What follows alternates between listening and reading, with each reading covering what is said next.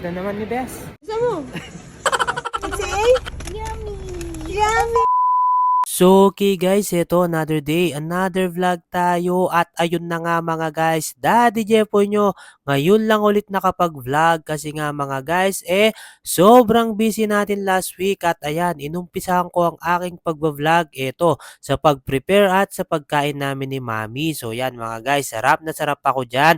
And after nga nun, boom, ito, paalis naman kami para naman ihatid namin si Boss Gino sa kanyang school. At sakto nga mga guys, ngayong Lunes day off ni mami ko. So ayun, kasama ko siyang maghahatid kay Boss Gino at ayan, pansin nyo naman yung anak ko. Sobrang saya niya mga guys. At mabilisan na lang din, ito yung anak ko pumasok na, pinagsarahan kami ng pinto, galit pa yata. So after nga nun mga guys, dahil may 2 hours kami ni mami, yan, pumunta muna kami dito sa SM Downtown mga guys para naman yan, pinagtingin ni mami ng bagong damit si Gino at kanyang shoes mga guys. So ayan, sana all na lang talaga binibili ng bagong damit. And after nga nun mga guys, dito lang kami sa supermarket para naman mamili ng aming kakaunting grocery items na gagamitin sa bahay mga guys. So ito, medyo binibilisan na namin ni mami kasi nadis oras kami dito mga guys. Kailangan makabalik agad kami sa school ni Gino. So dali-dali ko na nga kinarga yung aming pinamili mga guys.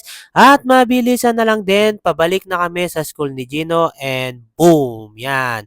Tuwang-tuwa talaga yung anak ko kapag kasama niya yung mama niya mga guys. Yan. So yan, kumpleto na naman kami at ito, pabalik na kami. May surprise kami kay Gino. Yan, binili namin siya ng donut kasi nga paborito niya yan mga guys. At dali-dali na nga kami bumiyahe pabalik sa bahay mga guys. At ayun, nandito na nga kami. Thank you po and God bless you po. Finger kay sa akin.